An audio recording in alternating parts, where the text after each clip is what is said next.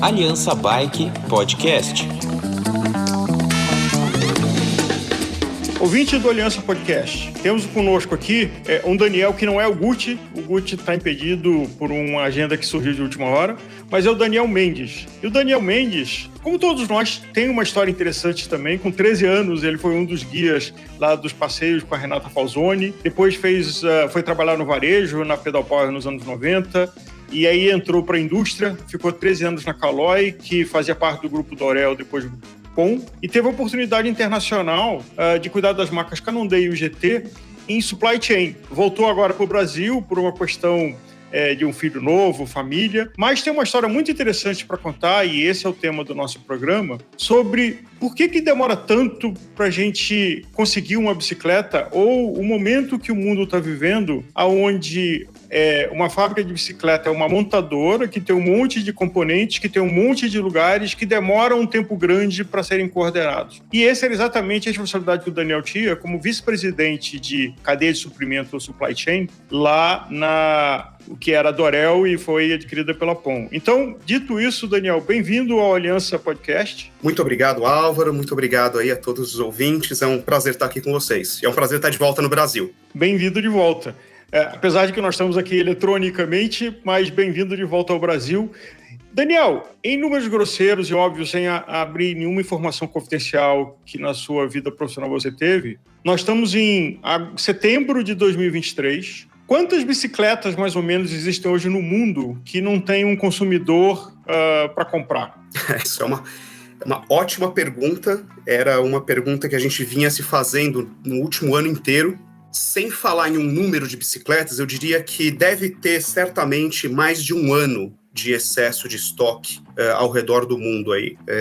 A gente tem centenas de milhares de bicicletas no nível de IBD, no nível de bike shop, em excesso, tanto em lojistas e centros de distribuição nos Estados Unidos e na Europa, como na Ásia. E aí na Ásia, você pode contar com excesso de bicicleta nos montadores da Ásia e de peça que ainda não foi colocada como bicicleta inteira nos fabricantes de peça, também lá pela Ásia. Mas se a gente fosse chutar um número de ordem de grandeza, 10 mil, 100 mil, não, 1 milhão? Eu vou para 1 milhão. Eu vou facilmente para sem dúvida alguma, acima de 500 mil, eu iria para 1 milhão tranquilamente. Se a gente for compor todas as marcas que tem. Eu não posso abrir muitos números de marca, mas eu tenho de algumas grandes marcas conhecimento bem claro que elas estão com algumas centenas de milhares. Se você soma isso, acho que o número chega muito rápido, em 1 milhão. Só para ter uma referência, quantas bicicletas se fabrica por ano pré-Covid? Em 2019, quantas bicicletas a todas as montadoras somadas? E, de novo, a ordem de grandeza, porque eu acho que esse número não é consolidado. Mas qual é o tamanho do mercado de produção de bicicletas no mundo?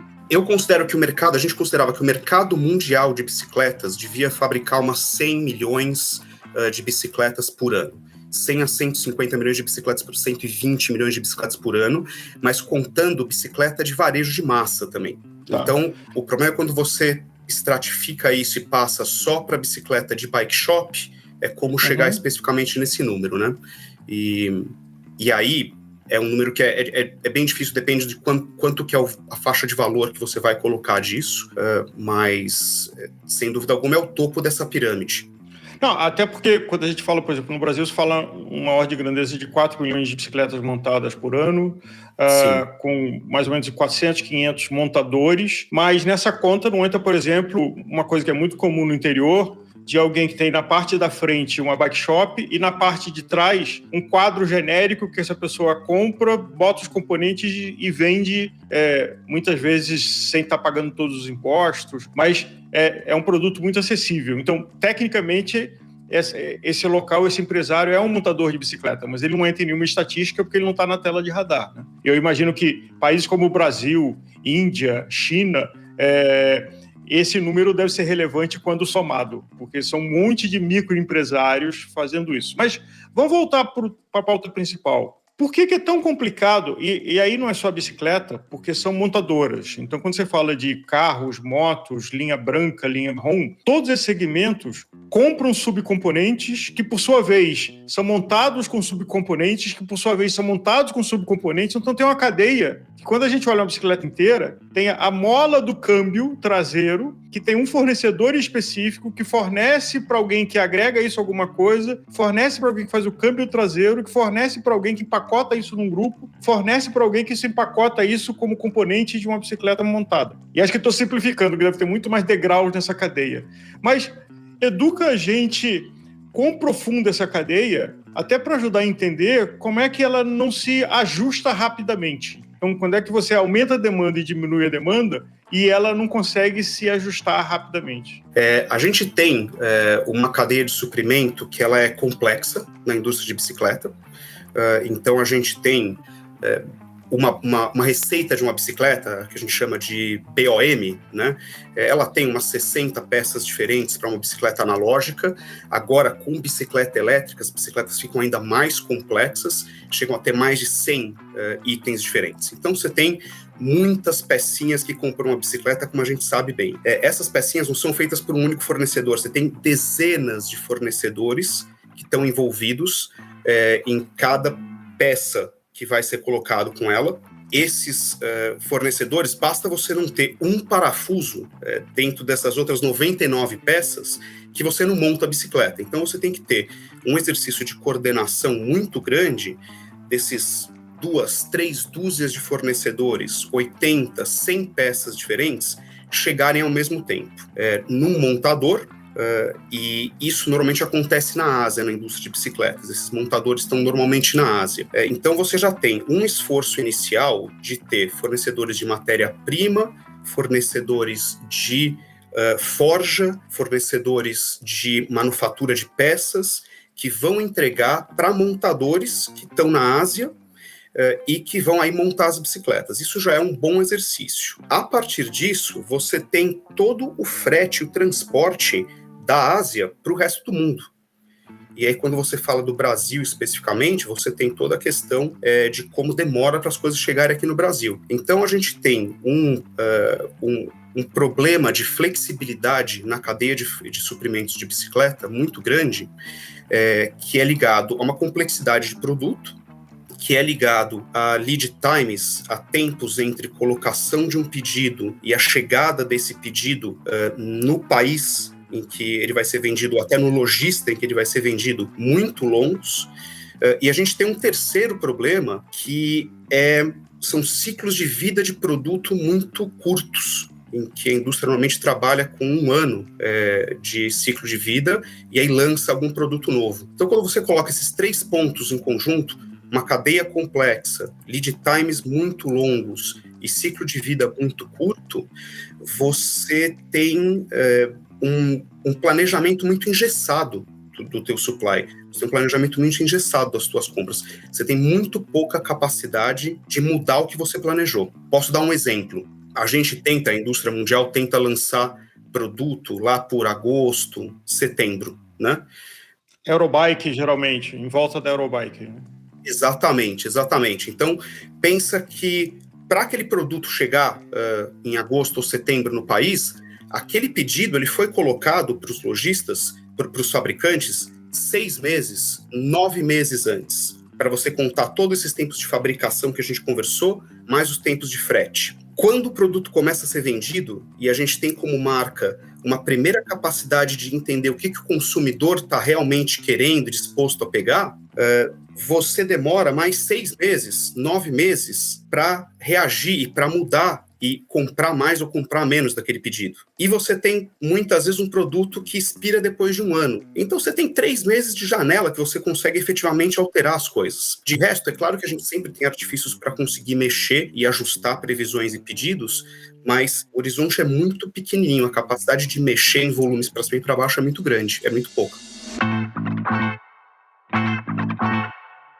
Agora, um assunto que me ocorre, só para botar mais molho nesse desafio, é desenvolver fornecedor.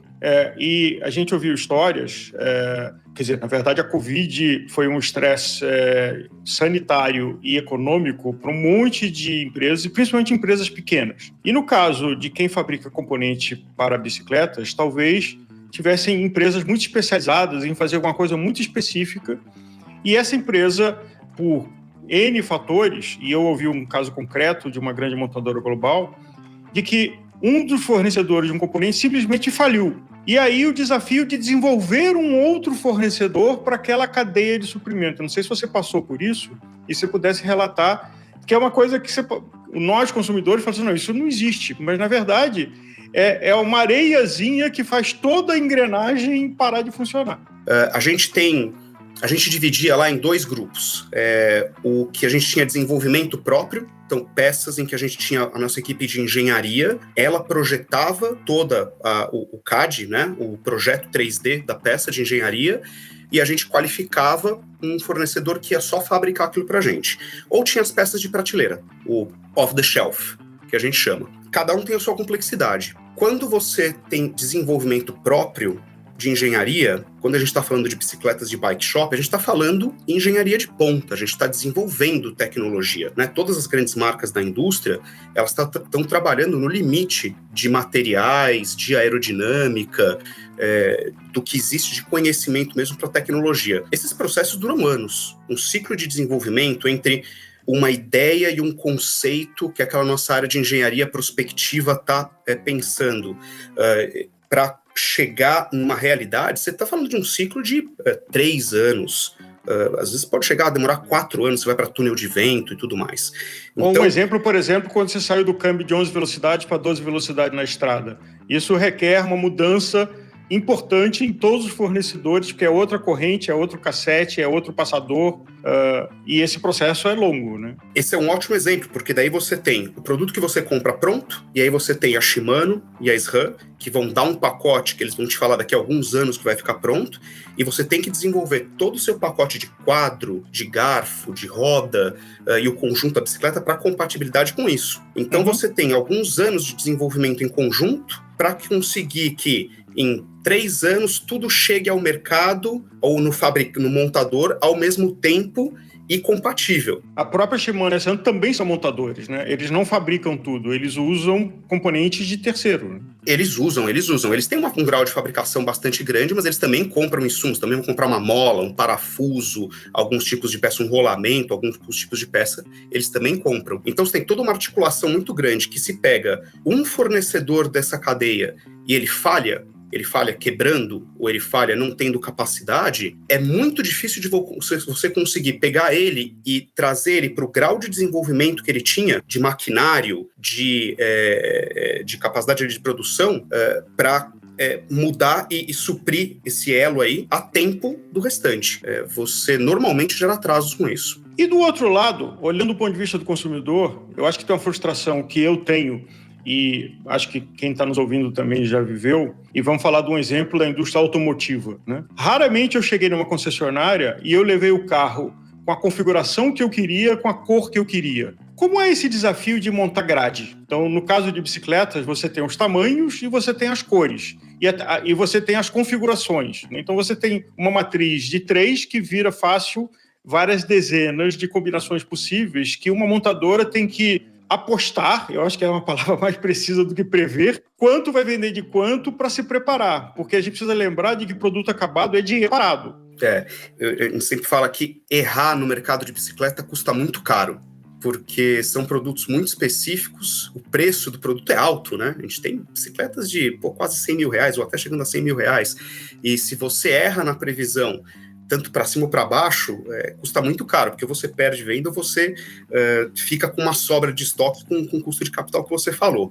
É uma aposta, né, muito grande que a gente faz, porque você vai usar métodos para tentar fazer uma previsão de vendas, mas no final, pega aquele exemplo lá, a gente quer estar com um produto no Brasil em setembro, outubro. A gente tem que colocar pedido quase 1 ano de antecedência, e a gente tem que colocar esse pedido no nível de falar: Eu quero, então, de tal modelo, branca, média, para chegar em setembro eu quero 10, eu quero 20 em outubro, eu quero 30 da preta, eu quero 20 da azul. Então, você acaba tendo que fazer um nível tão específico de aposta, tão para frente, que, e sem muitas informações ainda, a gente conversa com o lojista, a gente tem, mas a gente não tem um feedback ainda claro do produto que está chegando na loja, que vira uma aposta. Isso é um grande problema. Isso eu acho que é um problema que eu, durante toda a minha carreira trabalhando com supply chain e com planejamento na indústria de bicicletas, a gente sempre teve, eu sempre vi ele com todas as marcas. A gente sempre discutiu algumas alternativas de como mitigar esse problema, mas ele, sem dúvida alguma, ele é uma situação ingrata, porque a única certeza que a gente tem quando vai fazer um planejamento tão específico, com tanto tempo de antecedência, é de que ele vai dar errado. O ponto é tentar errar menos.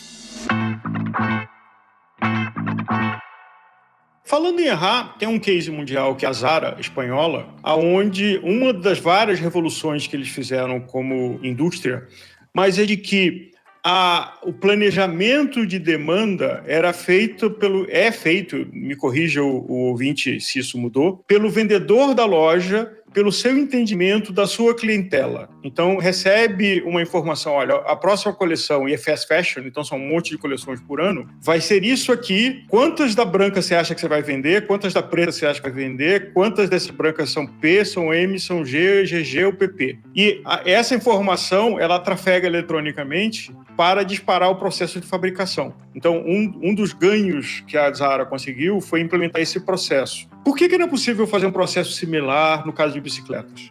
Eu conheço o case da Zara, ele é super interessante mesmo. Eles, inclusive, usam transporte daí aéreo para conseguir trazer as coisas ainda mais rápido da confecção e levar para o ponto de venda. Então, eles conseguem reagir a tendências em questão de semanas ou 2 meses. É fascinante. A gente está muito longe disso. A gente não tem... primeiro, eu não vejo uma sofisticação em coleta de dados de ponto de venda, e eu posso falar um pouco disso, eu tenho até um exemplo interessante. E segundo, a gente não tem flexibilidade com a cadeia de suprimento como a gente estava falando, porque a gente não consegue mudar a configuração de um pedido e não consegue mudar as peças de um pedido por todas as questões de compatibilidade e desses muitos fornecedores.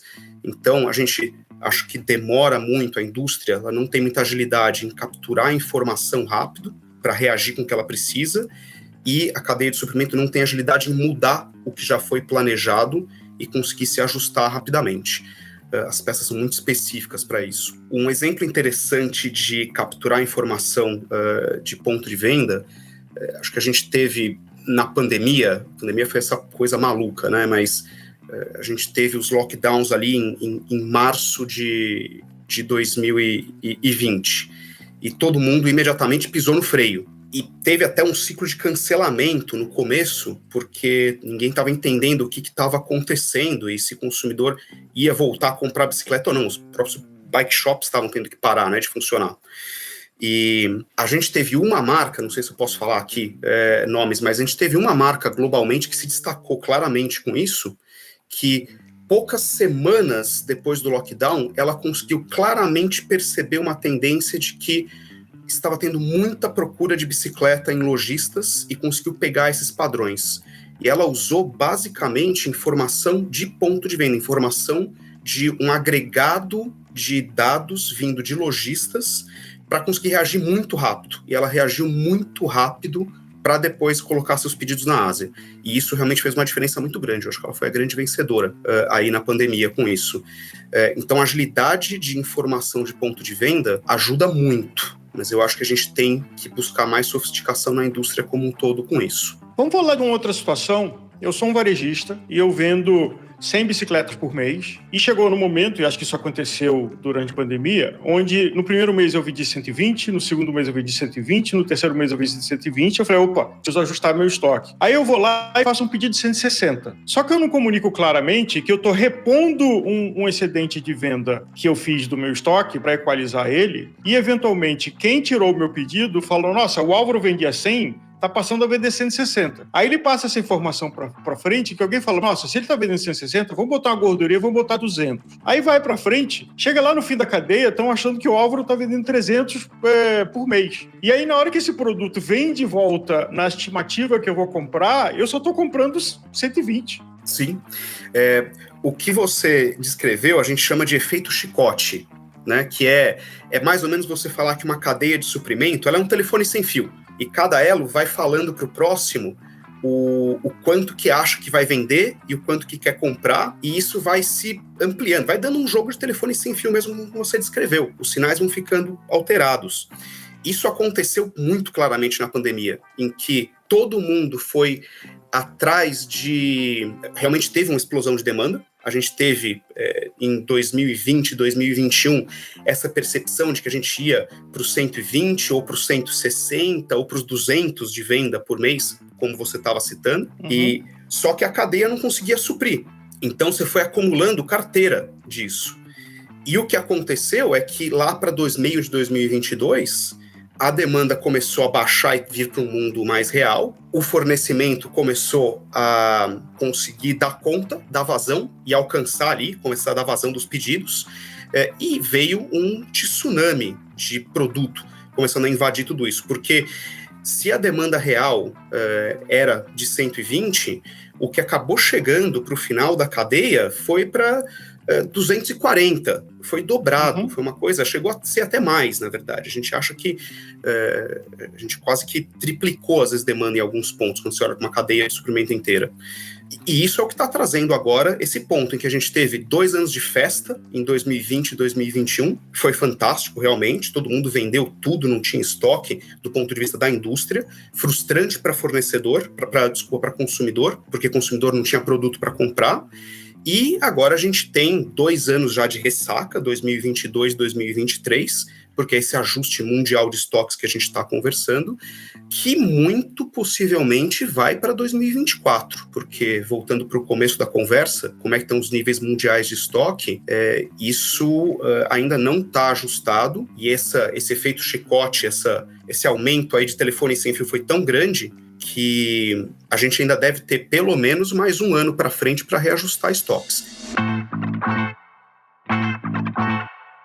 Agora, Daniel, a nossa indústria globalmente ela é muito pulverizada e de pequenas empresas. Então, mesmo o Grupo POM, por exemplo, se você compara com um conglomerado de montadoras de carro, esse número não é público, mas eu estimaria que ele é uma pequeníssima fração de tamanho de receita. Então, é uma empresa bem menor e, portanto, com mais desafios de ter capital para investir em produto ou para ter fôlego para passar por ondas dessa. E na hora que você olha para o mercado mundial, eu vi um dado, e, de novo, não existem dados consolidados, mas que você pega todas as marcas que a gente considera as mais populares, mundiais, né, de referência, soma todas elas, dá menos de 10% do mercado, 15% do mercado. Então, é um mercado muito pulverizado de empresas de pequeno e médio porte, mas o desafio é sobreviver, porque você tem, como você falou, você tem produto acabado que não tem consumidor,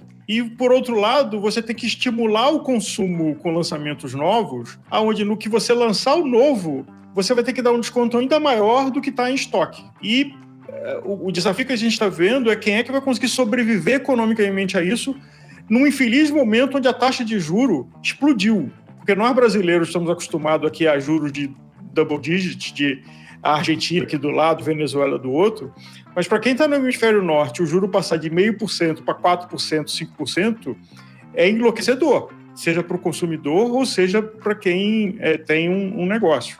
A taxa que você tem que pagar, o custo de capital, é explosivo e destrutivo, principalmente no negócio de montadora, que também as margens não são tão grandes, né? E tudo isso para dizer assim, estamos vivendo um momento muito delicado da indústria da bicicleta global, da sobrevivência das marcas. Sim, a gente teve muita marca entrando pré-pandemia e no começo de pandemia, a gente teve muito fornecedor entrando no mercado, a indústria chamou muita atenção. Eu acho que a gente pode passar por um período de consolidação e de reajuste da indústria, sim. eu acho que é um momento delicado para a indústria.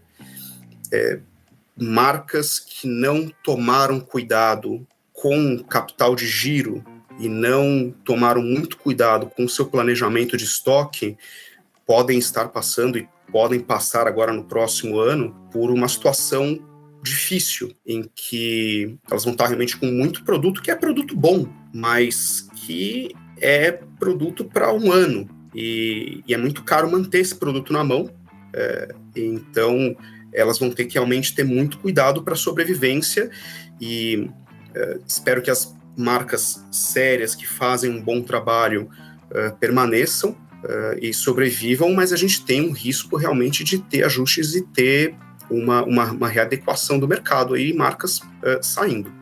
E como você falou, são produtos de ciclo curto, onde você tem que fazer uma aposta. Você não tem dados precisos, diferente de outros segmentos, talvez moto, carro, onde os ciclos de modelo são mais longos, e você tem até escalas maiores para ter ferramentas preditivas, etc. A indústria da bicicleta não tem esse recurso.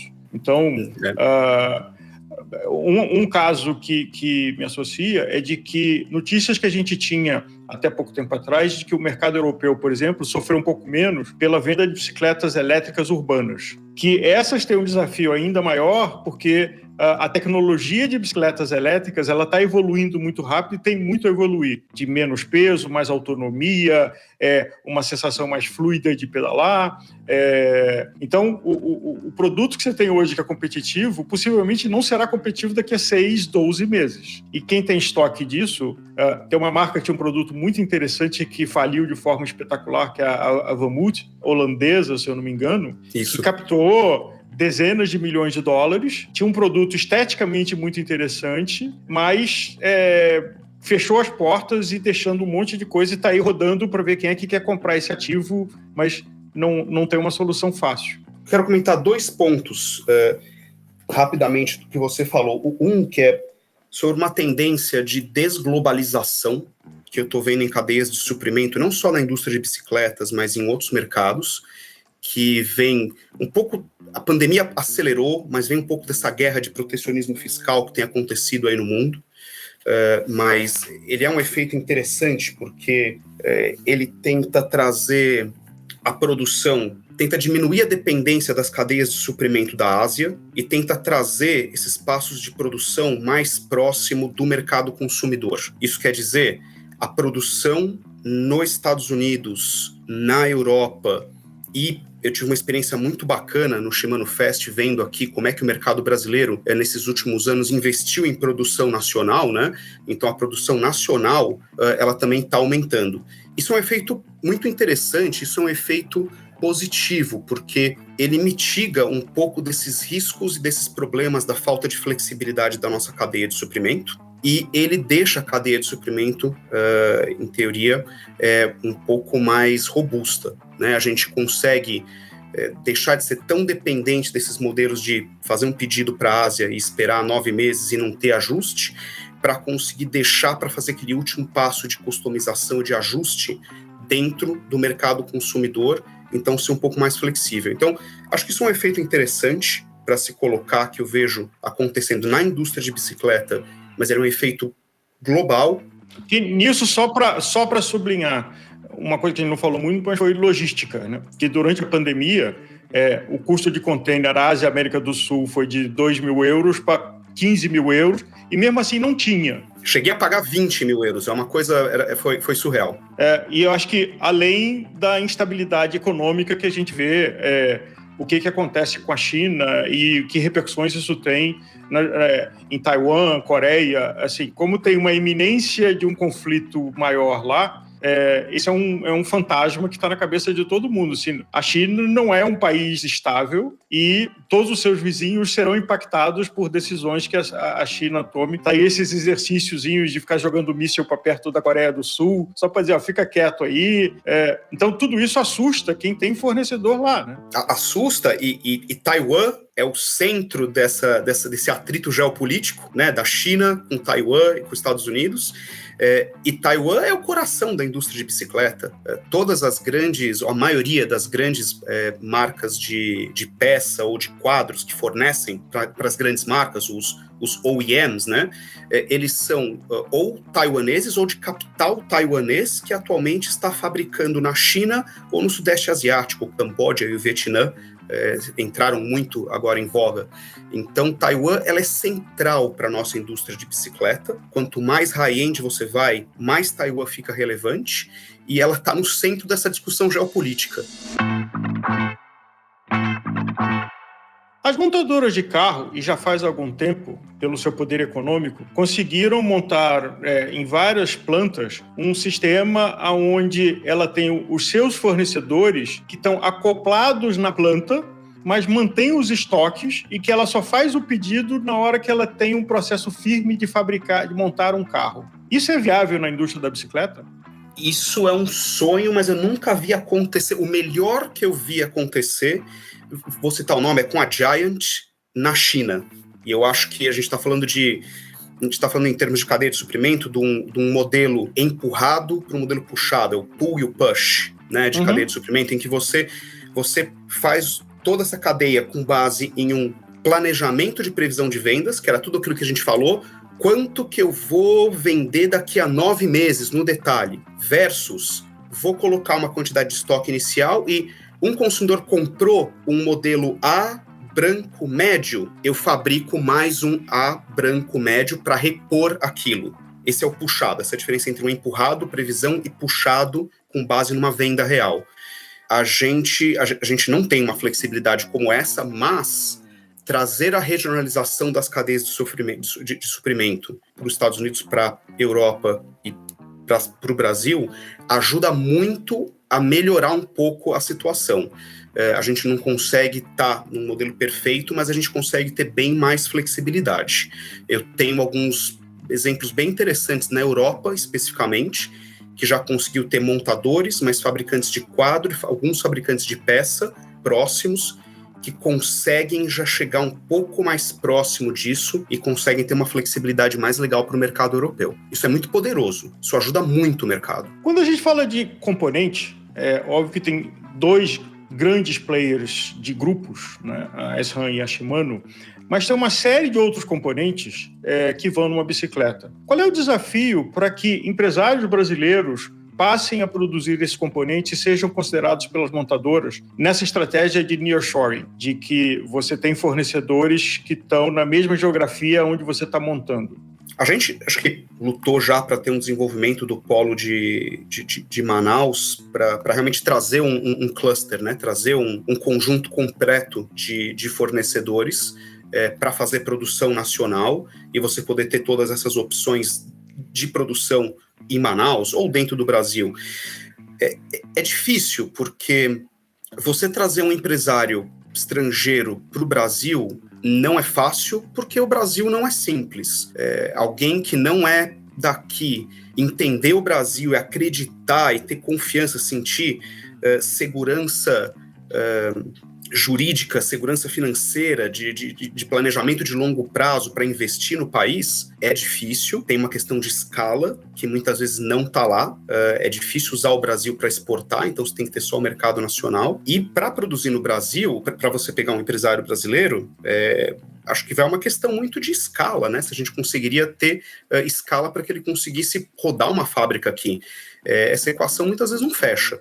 Então, eu acho que é uma ideia maravilhosa. Eu acho que se a gente conseguisse chegar, a indústria como um todo deveria continuar buscando esse objetivo, mas é um trabalho de longuíssimo prazo, é um trabalho em que a gente tem que conseguir ter mais segurança para o empresário, para que ele possa fazer investimentos, porque senão ela não acontece, a gente realmente não consegue viabilizar isso como não conseguiu viabilizar nos últimos 10, 20 anos. E só lembrando aqui, há pouco tempo atrás, a Ford parou de montar carros no Brasil.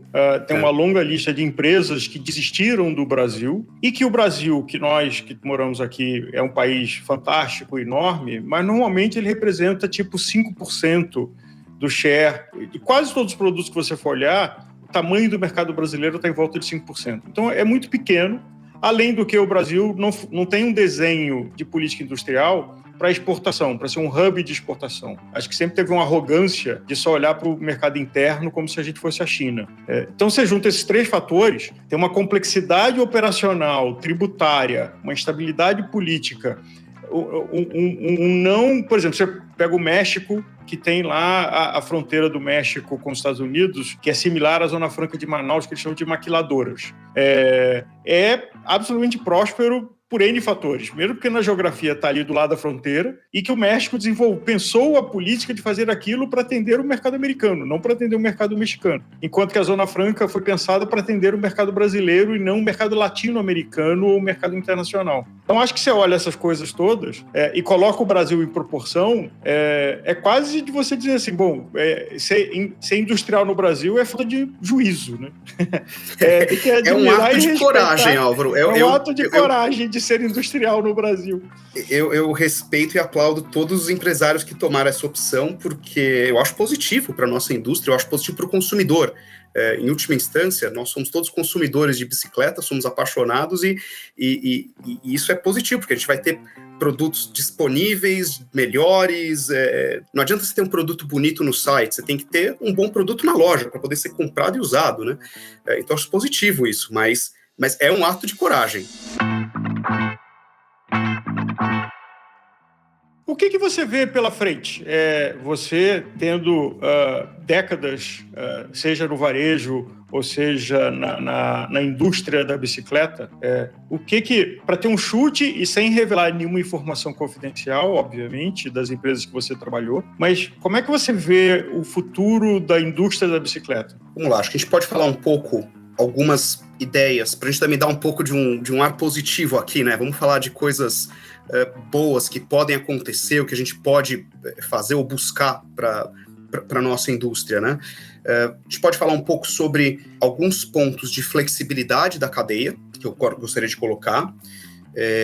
Eu acho que a gente pode falar um pouco sobre tendências de produto e pode falar um pouco sobre investimento em infraestrutura. Então, em termos de flexibilidade da cadeia, eu acho que a questão da produção nacional, se não a fabricação, pelo menos a montagem, talvez a montagem com uma possibilidade de flexibilidade, um pouco de especificação do produto, talvez até com uma questão de pintura, isso pode ajudar a flexibilidade da nossa cadeia. Isso vai nessa tendência de desglobalização, de trazer esse ajuste final da previsão de vendas mais próximo do mercado consumidor, isso vai ajudar a indústria. Então, se a gente conseguisse ter maior produção nacional, eu vejo as marcas trabalhando um maior ciclo de vida de produto. Então, a gente ter essa ditadura do Model Year, em que a gente tem que gerar produto novo e uma coleção completa nova todo ano, eu pessoalmente acho muito negativo.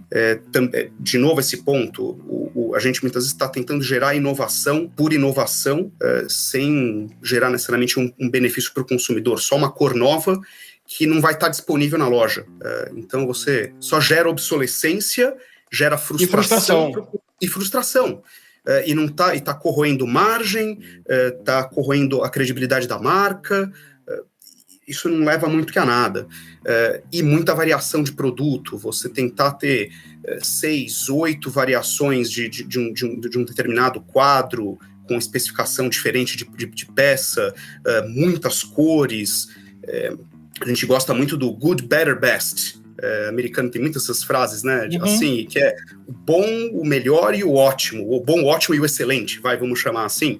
E é isso, e a gente faz um trabalho daí comercial com o consumidor para, poxa, você não tem todas as possibilidades de especificação ou de cor, mas você tem boas especificações e cores e estão disponíveis. Então, acho que trabalhar flexibilidade da produção nacional, um ciclo de vida maior, em que você tem, a Shimano muda e a SRAM mudam tecnologia a cada 3 anos. Se você tivesse produtos que durem 3 anos, você tem um tempo de vida de prateleira do produto muito maior, então tem todo um ciclo de planejamento muito mais saudável e menos complexidade de produto, bom, ótimo e excelente. Eu acho que isso ajudaria muito como alternativa a ter mais flexibilidade da cadeia de suprimento e a ter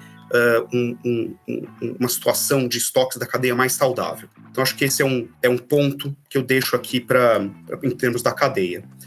O segundo ponto que eu vejo que ajudou muito a Europa foi investimento em infraestrutura. Você falou um pouco e você falou muito bem, que a pandemia ela foi muito complicada para todos os países, em todos os grupos de bicicleta, mas o mercado europeu e a mobilidade, o produto ligado à mobilidade urbana na Europa, ele na verdade foi o que menos sofreu com a pandemia. Ele foi um dos únicos nichos ali do mercado que realmente teve um crescimento muito grande e teve uma ressaca bem menor. Teve um pouquinho de ressaca, mas teve uma ressaquinha de engove, não ficou de cama. Para conseguir ajustar. Por quê? Porque a União Europeia aproveitou essa situação da pandemia e ela realmente fez muita política pública. E ela investiu ainda mais numa malha cicloviária, em incentivos fiscais para compra de bicicletas elétricas, em políticas públicas para adoção de bicicleta como transporte, que fizeram com que essa oscilação de demanda fosse menor. Então, as pessoas continuam comprando bicicleta porque elas têm onde pedalar e elas têm incentivo para pedalar. Então, o mercado está realmente ainda muito bom lá com isso. Tem um pouco de excesso, mas política pública, infraestrutura, incentivo ao uso do produto faz muita diferença. E nisso a Europa está 10 anos à frente dos Estados Unidos e de qualquer outro lugar do mundo. Mas eu acho que a gente tem muito a aprender com isso. Vale a pena se aprofundar no exemplo e entender o que a gente pode trazer para cá. Eu acho que isso faz a diferença no mercado. Então esse é meu segundo ponto. O terceiro ponto, que é em termos de tendência de produto, é a eletrificação. A eletrificação, ela não é tendência, ela é realidade e ela está mudando a indústria de bicicleta. Eu ainda não sei aqui muito no Brasil como é que está o consenso, mas isso... Eu acho maravilhosa a eletrificação. Eu vou dar um exemplo que a minha esposa, ela não é uma ciclista, e eu sempre quis sair para pedalar com ela, e a gente sempre teve dificuldade em conciliar ali os ritmos, e a gente pegou uma bike elétrica para ela, e começamos a fazer passeios muito legais, e ela começou a curtir, e a gente chegou daí a fazer algumas viagens de uma semana junto de bicicleta. Fizemos na Europa, porque tem mais infraestrutura, voltando a parte da infraestrutura, mas meu ponto é a capacidade de você conseguir trazer gente nova para o mercado e entrar realmente no mercado e adotar a bicicleta como lazer, como meio de transporte, como esporte. A bicicleta elétrica, ela tira essas barreiras, ela é fantástica. E com isso, o mercado de recreação e o mercado de transporte, ele vai virar elétrico. O mercado de esporte é um pouco mais complicado, mas eu vejo muitas marcas com recreação saindo já de bicicleta analógica quando você projeta 5 anos de plano de negócio e ficando 100% com elétrica. Você pega mercados mais avançados como a Holanda, como a Alemanha, 50% ou mais das vendas no país já são de bicicletas elétricas. Isso, bicicletas de custo, de preço médio altíssimo, então isso é muito legal. Mountain bike, acho que vão começar a ficar, vai ter um pouco desse equilíbrio de deixar aquele fetiche de ser a maior bateria possível e potência possível para super light, para começar a ser uma funcionalidade que ajuda, mas que também não deixa tanto peso com as bicicletas, mas cada vez mais adotado em mountain bike. Bicicleta de estrada, acho que é a eletrificação que ainda está um pouco mais como uma interrogação, ainda não pegou e ainda não virou muito bem, pelo que eu via. Até porque é um segmento muito preconceituoso, né? A estrada sempre foi mais resistente em admitir qualquer evolução, desde freio a disco, a materiais mais nobres, quer dizer, das formas de ciclismo é o mais conservador e preconceituoso e quase sempre o último a adotar. Você tem um mountain bike, você tem ciclocross, você tem gravel, que acho que é uma coisa nova que surgiu, que explodiu no hemisfério norte, ainda não aconteceu no Brasil, mas... Agora, na elétrica, você vê um momento no futuro onde você chega na loja e vai ser difícil achar uma bicicleta acústica? Eu vejo. Se você for pensar uma bicicleta pra gente pedalar no Parque Ibirapuera, por que esse preconceito de eu sou um purista, eu não posso ter uma assistência nesse produto, eu tenho só que pedalar com a minha força. Você pode desligar a bicicleta e você pode pedalar com a sua força, você pode precisar de um empurrãozinho na volta ou na subida e ligar a parte elétrica dela. Eu vejo claramente, pelo que eu tinha de contato com o que eu estava vendo as marcas lá fora, com os pipelines de desenvolvimento, a tecnologia de bicicletas elétricas está aumentando cada vez mais. Você consegue ter essa tecnologia embarcada cada vez mais compacta, mais leve, mais melhor integrada, e com isso, em algum momento, eu acho que você vai ter, para esse tipo de oferta, uma bicicleta para andar no Parque do Ibirapuera, uma bicicleta para poder ir comprar um pão ali na padaria. Você muda para ter uma plataforma de bicicleta elétrica. E quando você vai para um esporte mesmo, uma coisa mais competitiva, é claro que daí é outro assunto, mas para a base da pirâmide, eu acho que a bicicleta elétrica ela vai, eu não sei, não vou dar o horizonte, mas eu acho que na Europa, em 5 anos, já vai ser difícil encontrar bicicleta analógica.